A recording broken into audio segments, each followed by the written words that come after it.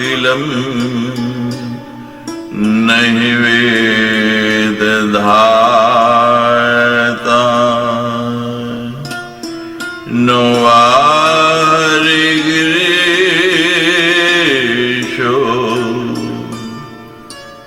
नहि च अपि अनंत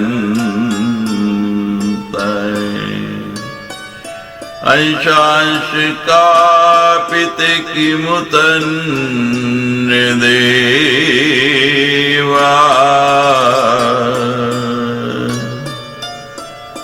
तस्यै नमोऽस्तु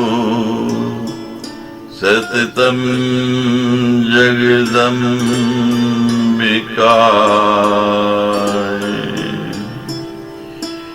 यद्पदपङ्कजरजे समवापि विश्वम् ब्रह्मा सृजति दिनं च विभर्ति विष्णु रुद्रः सहति नेत्रथा समर्था तस्यै नमोऽस्तु सततं जगदम्बिकाय तस्यै नमोऽस्तु सततं जगदम्बिकाय तस्यै नमोऽस्तु सततं जगदम्बिकाय।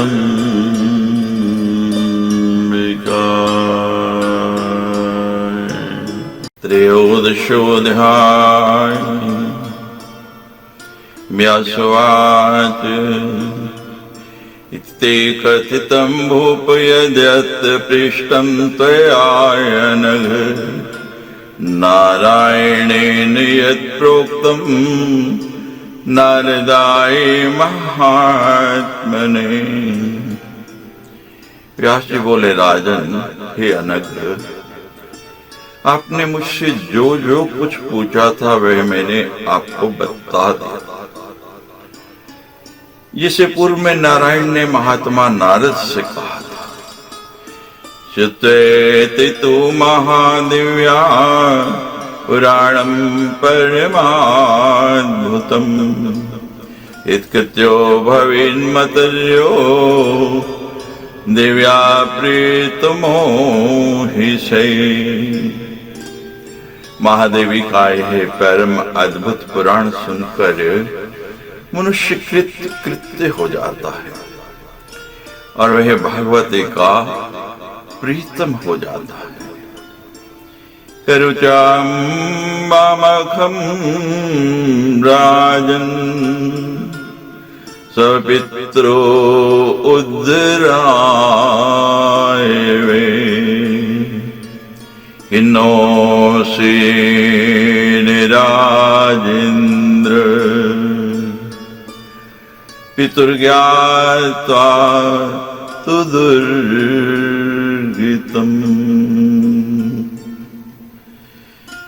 गृहाणतं महादिव्या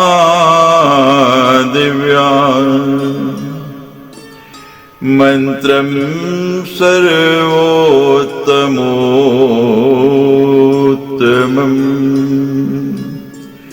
यथा विधि विधानेन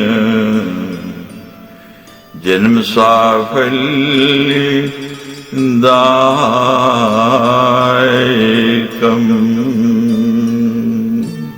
हे राजेंद्र, चूंकि अपने पिता की दुर्गति के विषय में जानकर आप अत्यंत विषादग्रस्त हैं, अतः हे राजन, अब आप अपने पिता के उद्धार के निमित्त देवी यज्ञ कीजिए आप विधि विधान के अनुसार महादेवी के सर्वोत्तम उत्तम, सबसे उत्तम, सबसे सुंदर, सबसे प्रभावशाली मंत्र की दीक्षा ग्रहण कीजिए, जो मनुष्य की जन्म को सार्थक कर देता है।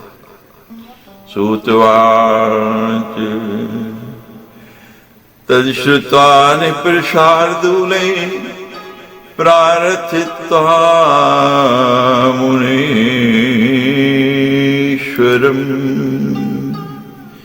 तस्मादेवी महामन्त्रम्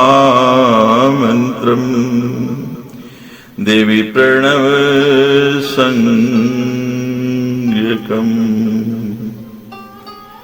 दीक्षा विधिं विधानेन जग्राह निपसत में ते आहुधुम्या दीन नविरात समागमे।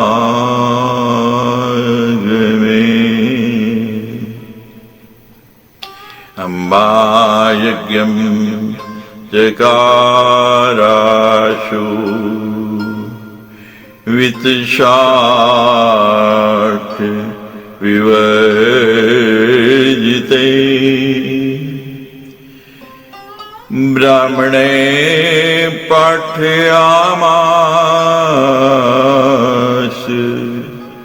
पुराणं ते दद्योत्तमम्।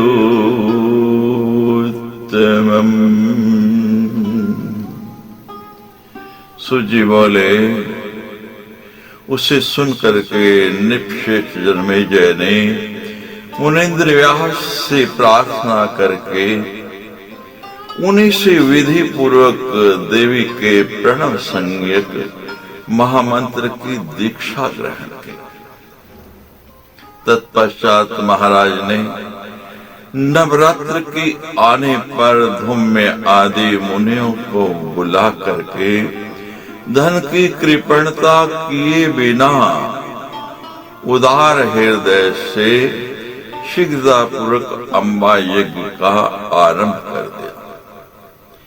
इसमें उन्होंने भगवती जगदम्बा की प्रसन्नता के लिए उनके समक्ष ब्राह्मणों के द्वारा इस परम उत्तम देवी भागवत महापुराण का पाठ कराया। श्रीदेवगिरे अंबिका प्रीत्य देवी भागवतम परम ब्राह्मण भोज्यामासाप्य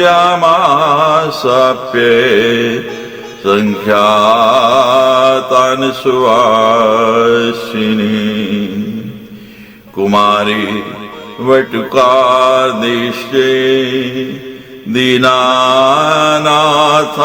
तथैव च द्रवे प्रदाने तान् सर्वान् संतोष्ये वसुधाधिपे।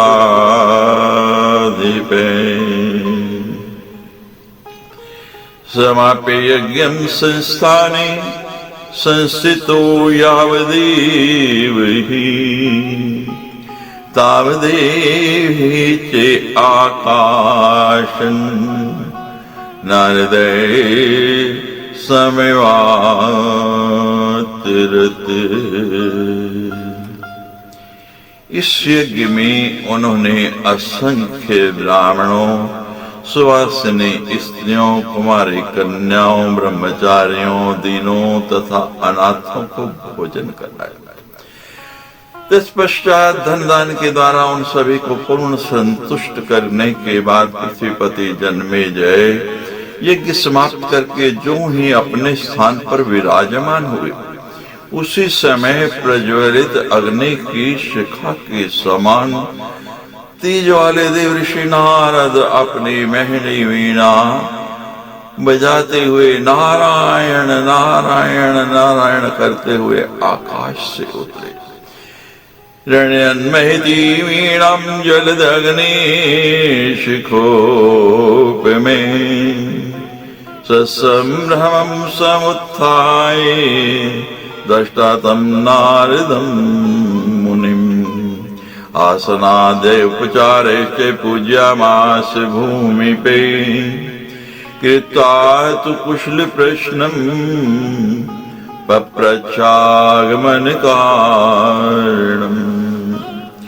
उन नारद मुनि को देखकर आश्चर्यचकित होकर के महाराजा जनमेजय अपने आसन पर उठ खड़े हुए और उन्होंने आसन आदि उपचारों से उनका पूजन संपन्न किया। तत्पश्चात वे कुशल क्षेम संबंधी प्रश्न करके उनके आने का कारण पूछने लगे कि हे महर्षि, आपके आने का क्या प्रयोजन है?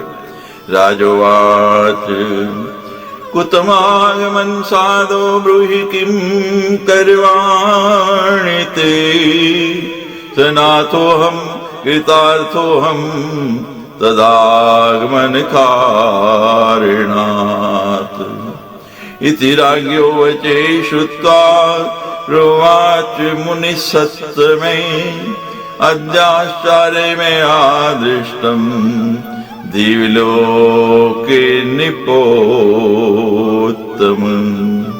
तन्निवेदयितुं प्राप्ते सुवत्सकाशे सुविस्मिते पिता ते दुर्गतिं प्राप्तो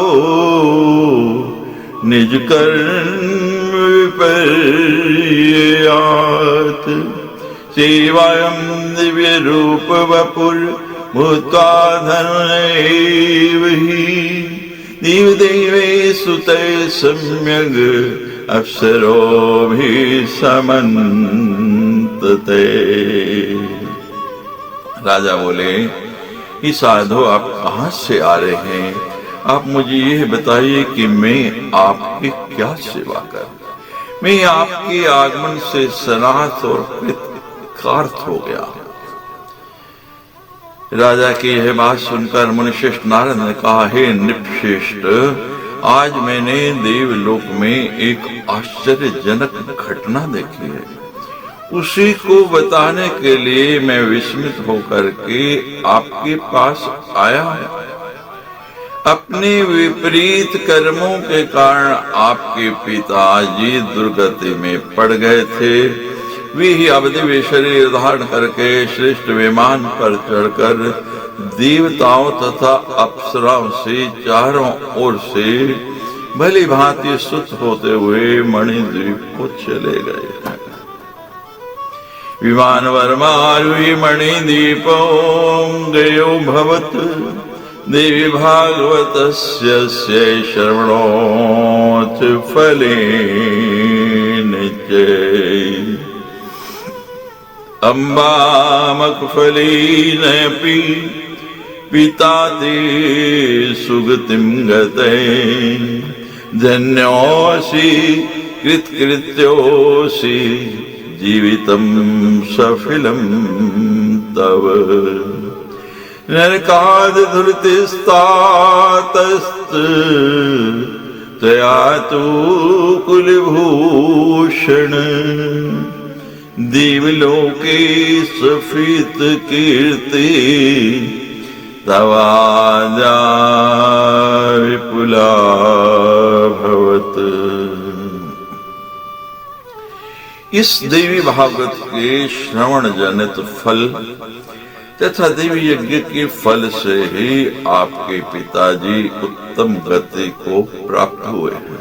हे कुलभूषण, आप धन्य तथा कृत्य हो गए। हे कुलभूषण, आपका जीवन सफल हो गया। आपने नरक से अपने पिताजी का उद्धार कर दिया और आज देवलोक में आपकी महान कीर्ति और अधिक विस्तृत हो गई है। पूरे देवलोक में सर्वत्र आपकी ही कीर्ति की जा रही है। सूतवाच नारदोक्तं समाकर्णे प्रेमनितान्तरे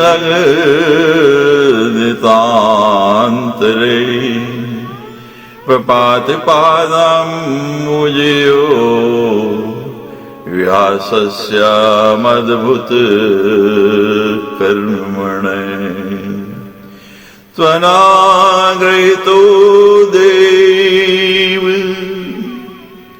कृतार्थो महामुने किं मया प्रतिकर्तव्यम् नमस्कार नृते तव। सुजी बोले, हे मनीश्वरो, नारद जी के यह वचन सुन करके महाराज जनमेजय का हृदय प्रेम से गदगद हो गया और वे अद्भुत कर्मों वाले व्यास जी के चरण कमलों पर गिर पड़े। वे कहने लगे, हे देव, आपकी कृपा से ही मैं कृतार्थ हुआ हूँ। कि महामुने, नमस्कार की अतिरिक्त मैं आपके लिए विशेष कर ही क्या सकता हूँ। कि मुने, आप मुझ पर इसी प्रकार अनुग्रह सदा करते रहे। अनुग्राहे सदैवाहं ममेव त्वया मुने इति राज्ञो वचे श्रुत्वा अप्याशेषाभिर्विनन्द्यते। उवाच वचनं सुलक्षणं भगवान् बादरायणे राजन् सर्वं परित्यज्य भज देवी पदं भुजम्। देवी भागवतं चैव पठ नित्यं समाहिते अम्बामखं सदा भक्त्या कुरु नित्यं तन्द्रिते। राजा का ये वचन सुनकर भगवान बादरायण व्यास ने अपने आशीर्वचनों से उनका अभिनंदन किया और मधुरवाणी में कहा, हे राजन, सब कुछ त्याग करके आप भगवती के चरण कमलों की उपासना कीजिए और दत्तचित्त होकर नित्य प्रतिदिन श्रीमद् देवी भागवत पुराण का पाठ कीजिए। साथ ही नित्य आलस्य रहित होकर भक्ति पूर्वक देवी यज्ञ का अनुष्ठान कीजिए। इसके फलस्वरूप आप भव बंधन से अनायास ही छूट जाएंगे। उसके लिए कोई प्रयास नहीं करना पड़ेगा। अनायसिन्तेन त्वं मोक्षस्य भवबन्धनात् सन्तेऽन्यानि पुराणानि हरे रुद्र मुखानि च। देवी भागवतस्य कलां नार्हन्ति षोडशीम् सारमेतद् पुराणानां वेदानां चैव सर्वशः। यद्यपि विष्णु पुराण तथा शिव पुराण आदि अनेक पुराण, किंतु वे सभी के सभी इस देवी भागवत पुराण की 16वीं कला की भी समता नहीं कर सकते। ये देवी भागवत समस्त वेदों तथा पुराणों का सार स्वरूप है। मूल प्रकृति रिवाशा यत्र तु प्रतिपाद्यते समं तेन पुराणं स्यात् कथमन्यन्नृपोत्तम। पाठिवेद समं पुण्यं यस्येषा जन्मे पठितव्यं प्रयत्नेन तदेव विबुधोत्तम। इत्युक्त्वा नृपवर्यं तं जगाम मुनिराट्तते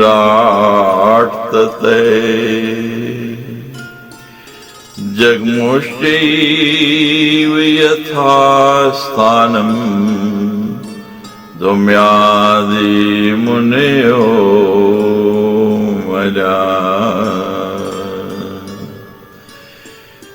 दिव्य भागवत प्रशंसा चक्ररुत्तमा राजा शशास धरणीं ततै सन्तुष्टिमानसे। दिव्य भागवतं चैव पठन् शृण्वन् निरन्तरम्।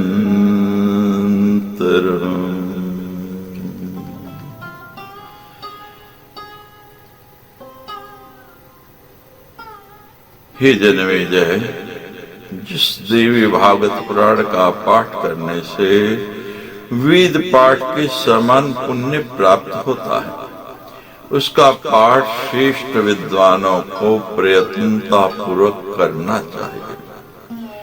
उन नृपश्रेष्ठ जन्मेजय से ऐसा कह करके मुनिराज व्यास चले गए। उसके बाद विमलात्मा धौम्यादि मुनि भी अपने अपने स्थानों को चले गए। उन्होंने देवी भागवत की श्रेष्ठ प्रशंसा की।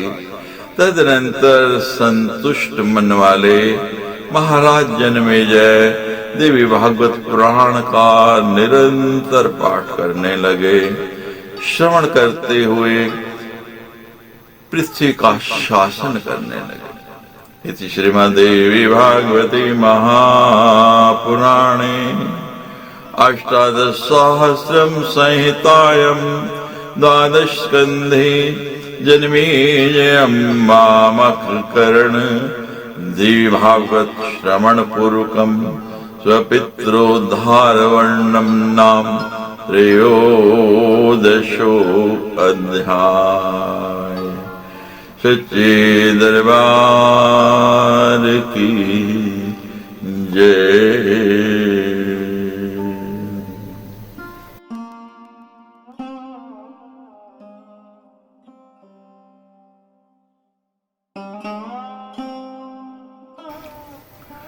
चतुर्दशो अध्याय। श्रुत्वाच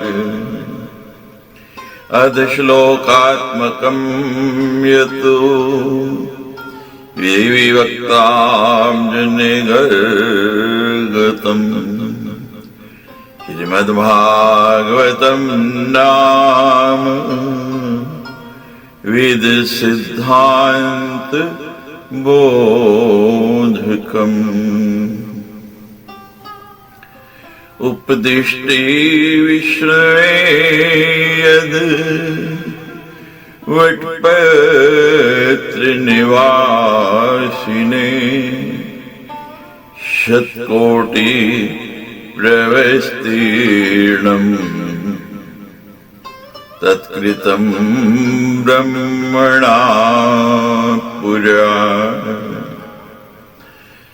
सूजी बोले, पराम्बा देवी के मुख कमल से वेद सिद्धांत का बोधक जो आधा श्लोक निकला था और जिसका उपदेश स्वयं देवी ने वटपत्र पर शीन करने वाले विष्णु को किया था, उसी को पूर्व काल में ब्रह्मा जी ने 100 करोड़ श्लोकों के रूप में विस्तृत कर दिया। तसारमेक ते कृत्वा व्यासेन शुकहेतवे 18 तो 12 स्कंध संयुतम् देवी भागवतम नाम पुराणं ग्रथितं पुरा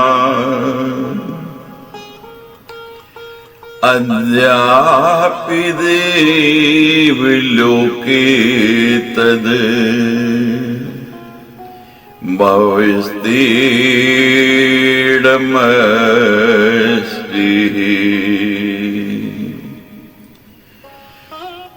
तत्पश्चात व्यास जी ने शुकदेव जी को पढ़ाने के लिए इसकी सार भाग को एकत्र करके 18,000 श्लोकों तथा 12 स्कंदों से युक्त श्रीमद् देवी भागवत नामक पुराण की रचना की। वे पुराण अब भी देवलोक में वैसे का वैसा ही विस्तृत रूप से विद्यमान है। नयनेन सदृशं पुण्यं पवित्रं पापिनाशनम् पदे पदे अश्वमेधस्य फलमाप्नोति मानवे। इस पुराण के समान पुण्यदायक, पवित्र तथा पापों का नाश करने वाला पाप नाशक दूसरा कोई पुराण नहीं। इसके एक एक पद का पाठ करने से मनुष्य को अश्वमेध का फल मिलता है, वो अश्वमेध का फल प्राप्त करता है। पुराणिकं पूजयित्वा वस्त्राद्याभरणादिभिः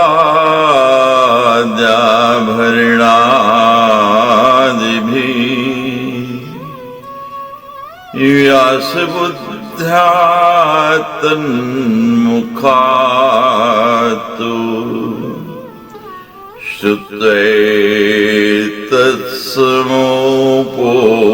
श्रुत्वैतत्समुपोषिते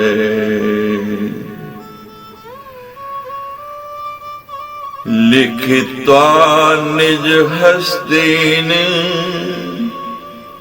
लिख के नाथवा मुने रोष्टपद्यं पौर्णमास्याम हेमसिंह समन्वितम्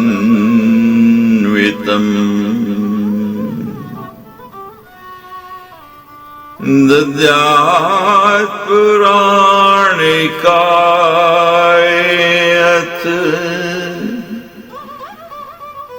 दक्षिणां च पेयस्विनी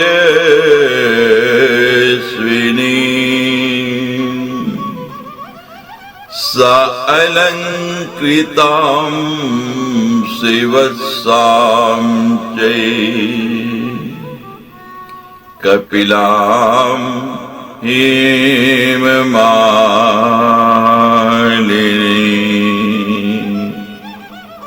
ये मुने, स्वयं अपने हाथ से देवी भागवत पुराण लिखकर या किसी लेखक से लिखवा कर पुराण का वाचन करने वाले विद्वान को इसे देकर वस्त्र तथा आभूषण आदि से उसकी पूजा करके उनकी प्रति व्यास बुद्धि रखकर नियम पूर्वक उनके मुख से इस पुराण का श्रवण करना चाहिए। आज के संदर्भ में तो छपी छपाई पुस्तकें प्राप्त हैं और गीता प्रेस ने तो इसमें बहुत बड़ा योगदान दिया है। ये बात तब की है जब प्रकाशित पुस्तकें नहीं मिलती थी। कथा की समाप्ति के दिन भाद्रपद की पूर्णिमा तिथि को स्वर्ण सिंहासन पर स्थापित करके इस पुराण का दान उस पौराणिक विद्वान को करना चाहिए। उन्हें दक्षिणा के रूप में उन्हें विविध अलंकारों तथा सोने के हार से विभूषित और बछड़े से युक्त दूध देने वाले कपिला गौ प्रदान करने चाहिए। मोजीद ब्राह्मणा अनंते अप्यध्याय परिसम्मिता सुवासने तावतिश्चे कुमारी बटुके से देवी बुद्ध्या पूजितान् वसना आभरणादिभिः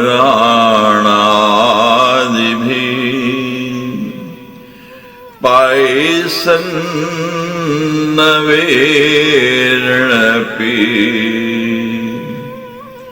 गन्धस्य कुक्कुहमादिभिः।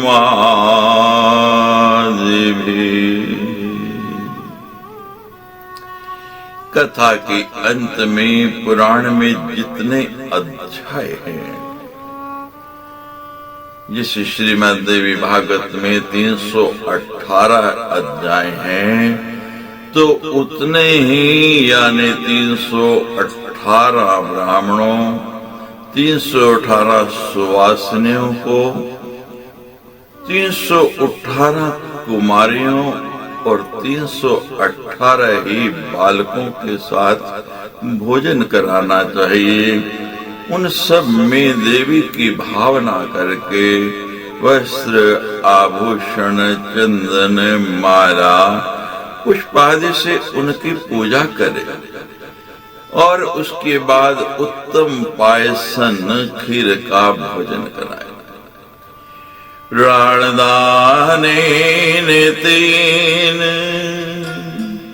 मुदानस्य फलम् लभेत इलोके सुखी भूत्वा अप्यन्ति देवी पुरं व्रजेत। मनुष्य इस पुराण के दान से पृथ्वी के दान का फल प्राप्त करता है। इस लोक में सुख भोग करके अंत में देवी लोक को प्राप्त होता है। नित्यं ये शृण्वाद भक्त्या देवी भागवतं परम् न कस्य दुर्लभ किंचिद कदाचित क्वचिदस्ति। जो श्रीमद् देवी भागवत का नित्य भक्ति पूर्वक श्रवण करता है उसके लिए कुछ भी कहीं भी और कभी भी दुर्लभ नहीं है। इसके श्रवण से पुत्रहीन व्यक्ति को पुत्र, विद्याहीन को, विद्या के अभिलाषी को विद्या की प्राप्ति हो जाती है। साथ ही संपूर्ण पृथ्वी लोक में वह कीर्तिमान हो जाता है। वंद्यावा काक वंद्यावा मृतवंद्या चेयांगना श्रवणादस्य तदोषन् निवर्तेत निसंशय। जो स्त्री वंद्या, काक वंद्या अथवा मृत वंद्या हो, वह भी इस पुराण के श्रवण से उस दोष से मुक्त हो जाती है, इसमें संदेह नहीं है। यद्गे पुस्तकम चेतद पूजितम यदि तिष्ठति तद्गेहं त्यजेद नित्यम रामाच इव सरस्वती।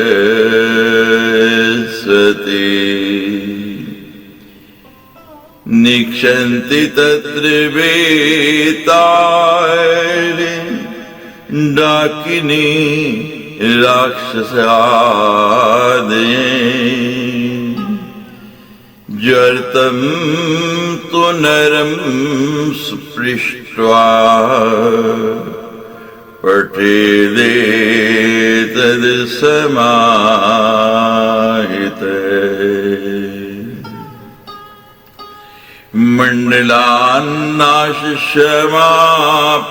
मंडलान्नाशमापिनोति जरोदाह समन्विते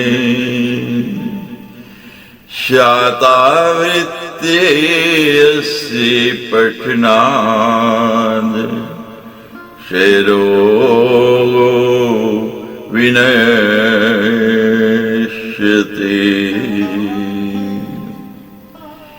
यह पुराण जिस घर में विधि पूर्वक पूजित होकर के स्थित रहता है, उस घर को लक्ष्मी तथा सरस्वती कभी नहीं छोड़ती, और बेताल, डाकनी तथा राक्षस आदि वहां ताक झांकते नहीं। यदि जरग्रस्त मनुष्य का स्पर्श करके एकाग्रचित्त होकर इस पुराण का पाठ किया जाए तो दाहक ज्वर उसकी मंडल को छोड़कर के भाग जाता है। इसकी 100 आवृत्ति के पाठ से क्षय रोग समाप्त हो जाता है। प्रतिसंध्या पठेद्यस्तु संध्यां कृत्वा समाहिते एकैकमस्यैच अध्यायं स नरो ज्ञानवान् भवेत्।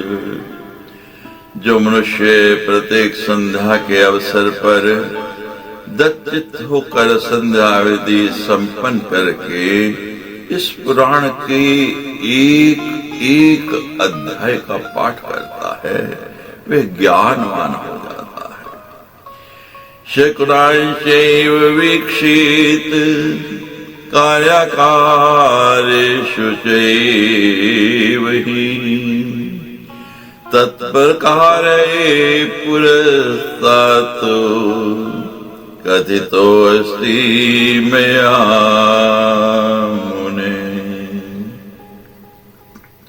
कार्य अकार्य के अवसरों पर इस पुराण के द्वारा शगुन का भी विचार करना चाहिए। हे मुने, उसकी विधि का वर्णन मेरे द्वारा पहले ही किया जा चुका है। नवरात्रि पठेन नित्यं शारदे अतिभक्तिते तस्याम्बिका तु संतुष्टा ददाति इच्छा अधिकं फलम्। शारदीय नवरात्रि में, अश्विन के नवरात्र में परम भक्ति से इस पुराण का नित्य पाठ करना चाहिए। इससे जगदम्बा उस व्यक्ति पर प्रसन्न होकर उसकी अभिलाषा से भी अधिक, जितना उसने मांगा है, जितनी उसकी आकांक्षा है, अपेक्षा है, उससे भी कई गुना अधिक फल प्रदान करते हैं। विष्णुश्चैव शिवस्य रमो मा प्रीयते सदा सूर्यश्च गणपत्यश्च श्रेष्ठ शक्तिश्च तुष्टये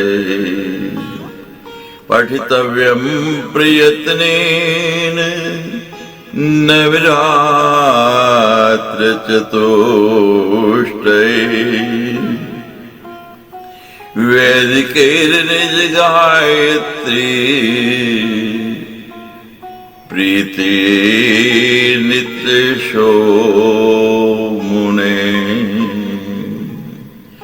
पठितव्यं प्रयत्नेन विरोधो न अत्र कस्यचित्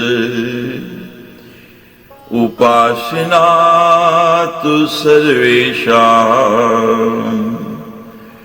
शक्तियुक्तास्ति सर्वदा।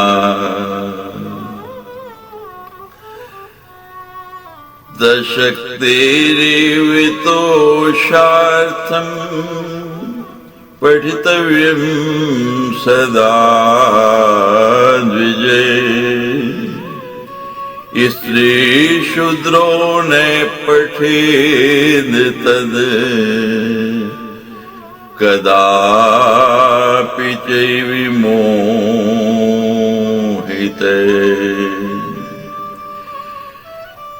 शृण्वाद द्विजवक्त्रा तु नित्यमेविति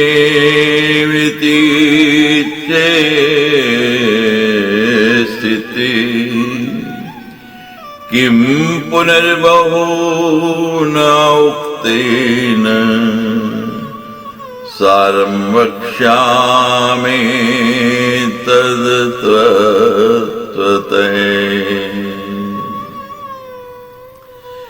वैष्णव, शैव, सूर्य तथा गणपतियों को अपने अपने इष्ट देव की शक्ति के संतुष्टि के लिए चैत्र, आषाढ़, अश्विन और माघ इन मासों की चारों नवरात्रों में इस पुराण का प्रयत्न पूर्वक पाठ करना चाहिए। 2 गुप्त और 2 प्रत्यक्ष चारों नवरात्रों।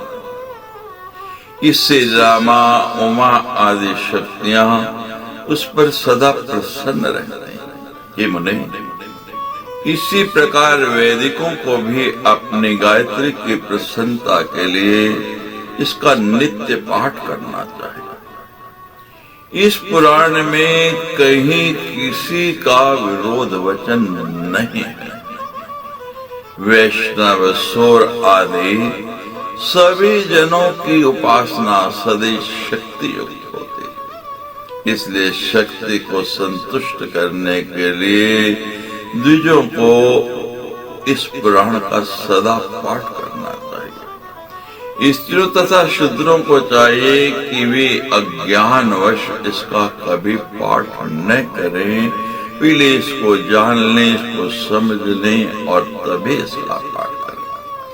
आप तो वे ब्राह्मण के मुख से ही इसका नित्य श्रवण करें, यही मर्यादा है। अधिक कहने से क्या लाभ, मैं आपको इसका वास्तविक सार बताऊंगा। वेदसारम् इदं पुण्यं पुराणं द्विजसत्तमा वेद पाठ समं पाठे श्रवणे च तथैव। श्रेष्ठ मुनियों, यह पुराण परम पवित्र तथा वेदों का सार रूप है। इसकी पढ़ना तथा सुनने से वेद पाठ के समान फल प्राप्त हो जाता है। सच्चिदानंद रूपा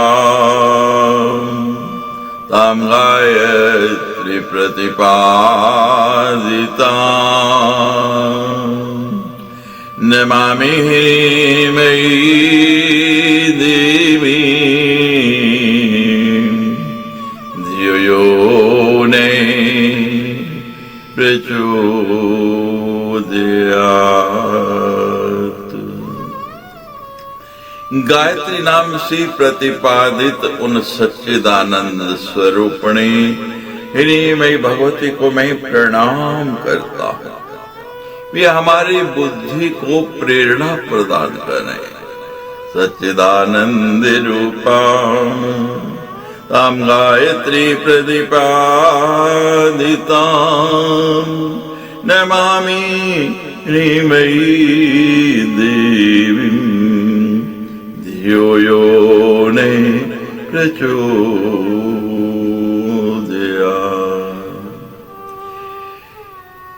इति सूतवचे श्रुत्वा नैमिषाय तपोधना पूजयामासुरत्युच्चे सुतं पौराणिकोत्तमम्। पौराणिकों में श्रेष्ठ सूत जी का यह वचन सुनकर नैमिषारण्यवासी तपोधन मुनियों ने बड़े समारोह के साथ उनका सम्मान किया। प्रसन्न हृदया सर्वे देवी पादाम्बुज अर्चिका निर्वृतिं परमां प्राप्ता पुराणस्य प्रभावते। भगवती के चरण कमलों की उपासक वे सभी मुनि प्रसन्न हृदय वाले हो गए। इस पुराण के प्रभाव से वे परम शांति को प्राप्त हुए। नमश्चक्रु पुनः सूतम् क्षमापि च मुहुर्मुहुः संसारवारिधे तात प्लवोऽस्माकं तमेव। मुनों ने सूत जी को नमस्कार किया और बार बार क्षमा प्रार्थना करके कहा, हे तात, इस संसार सागर से पार करने के लिए आप ही निश्चित रूप से हमारे लिए नौका स्वरूप हैं। इति से मुनिवराणम् अग्रतैषावित्वा सकल निगम गुह्यम दुर्गमे तत् पुराणम् नदमथ मुनि संग वर्धित शिष्यामम्मा चरण कमल भृंगो निर्जगामथ सूते। इस प्रकार सभी श्रेष्ठ मुनियों के समक्ष सभी वेदों के गुह्य विषय रूप इस दुर्गा चरित्र प्रतिपादक श्रीमद् देवी भागवत पुराण को विनय संपन्न मुनि जनों को सुनाकर उनके आशीर्वाद से वास्य वृद्धि को प्राप्त होकर के भगवती के चरण कमलों के भृंग स्वरूप सो जी वहां से चले गए। इति श्रीमद्देवी भागवते महापुराणे अष्टादश सहस्रायां संहितायां द्वादश स्कंदे श्रीमद्देवी भागवत महापुराण श्रवण वर्णम नाम द्वादशो अध्याय। श्रीमद्देवी भागवत महापुराण संपूर्णम संपूर्णोऽयं ग्रन्थः। सच्चे दरबार की जय। पूर्णमदः पूर्णमिदं पूर्णात् पूर्णमुदच्यते पूर्णस्य पूर्णमादाय पूर्णमेवावशिष्यते। ओम शांति शांति शांति। ओम सर्वे भवन्तु सुखिनः सर्वे सन्तु निरामे सर्वे भद्राणि पश्यन्तु मा कश्चित् दुःख भाग् भवेत्।